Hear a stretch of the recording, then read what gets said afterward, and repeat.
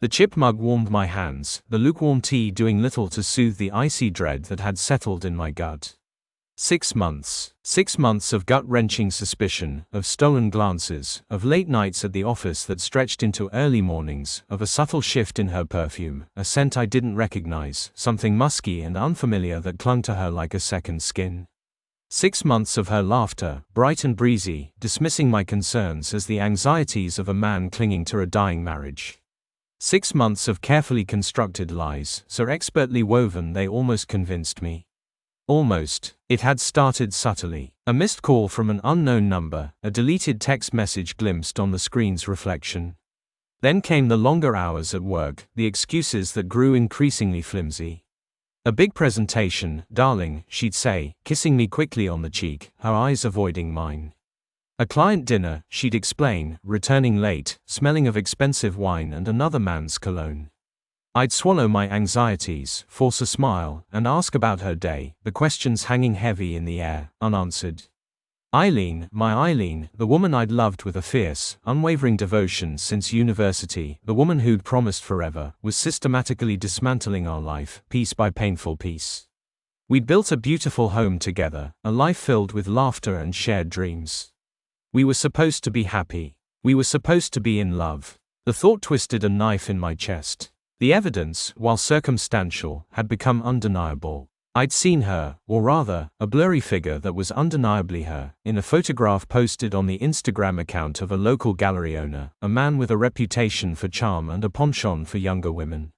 A man 20 years her senior, yet somehow, in that poorly lit photo, they looked comfortable. Like they belonged together. I'd confronted her, of course. Several times. Each time, the same response, a cascade of laughter, a dismissive wave of her hand, an accusation of my growing paranoia and insecurities.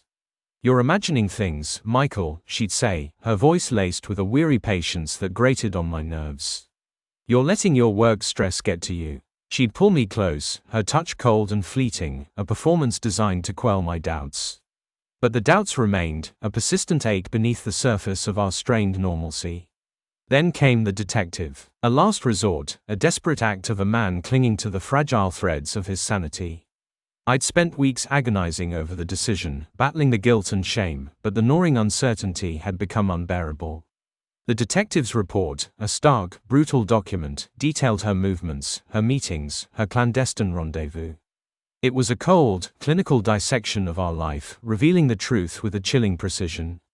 The envelope I held in my trembling hand contained the photographic evidence, grainy but unmistakable shots of Eileen and the gallery owner, hand in hand, laughing, kissing, intimacy that should have been reserved for me. The detective had spared no detail, documenting their trips to expensive restaurants, their weekend getaways. The images were a cruel mockery of our shared life, of the vows we'd exchanged, of the trust I'd foolishly placed in her.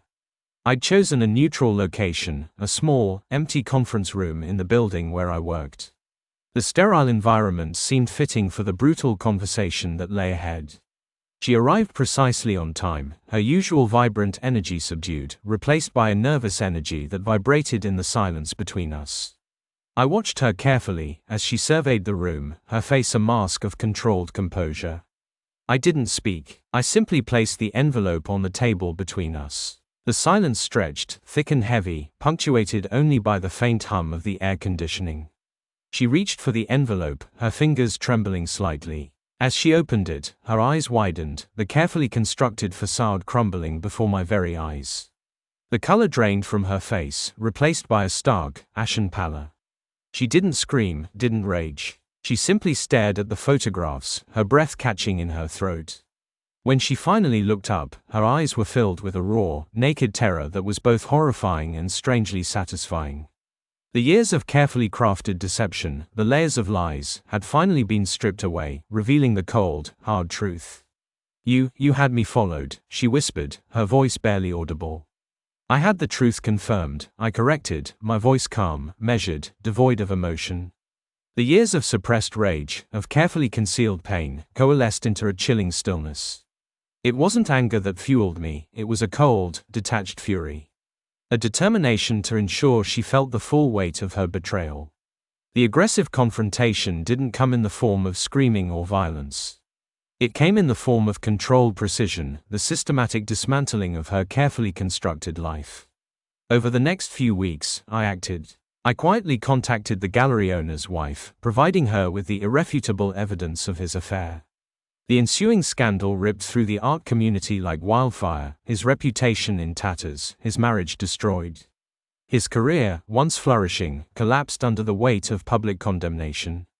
I then subtly released the information to select members of the media, ensuring that Eileen's actions were exposed, not in a sensationalistic way, but through a careful drip feed of information that slowly, painstakingly revealed the extent of her betrayal. There were no screaming headlines, no sensational interviews. Just a steady stream of facts, meticulously documented, that painted a vivid picture of her duplicity. Her carefully cultivated social circle, once filled with adulation and admiration, began to crumble. Friends withdrew, whispering behind their hands. Her reputation, once untarnished, was now smeared with the stain of infidelity. The life she'd so diligently built, the life she'd shared with me, began to unravel before her eyes. The most satisfying aspect of my revenge wasn't the public humiliation, though that was certainly sweet. It was watching the carefully constructed walls of her deceit crumble, watching the woman I'd loved unravel before my eyes. The tears, the desperate pleas, the attempts to regain control, all were met with a chilling indifference. Her attempts at reconciliation were met with cold silence. The hurt, the betrayal, the years of carefully suppressed pain, had left me hollow. I simply couldn't forgive her. I initiated divorce proceedings, ensuring she received a fair settlement, but nothing more. She lost her share of the house, the car, the life we'd built together. She lost her reputation, her social circle, her lover. She lost everything, and in losing it all, I felt a strange sense of peace. The rage had subsided, replaced by a quiet acceptance. The world hadn't ended, it simply shifted, rearranged itself in a way that, although painful, felt finally, truly, mine. The silence, once filled with the echoes of her lies, now held a different kind of stillness, the stillness of a life reclaimed, of a future free from the weight of betrayal. The chipped mug warmed my hands as I looked out the window, a quiet smile playing on my lips. The cold tea tasted surprisingly sweet.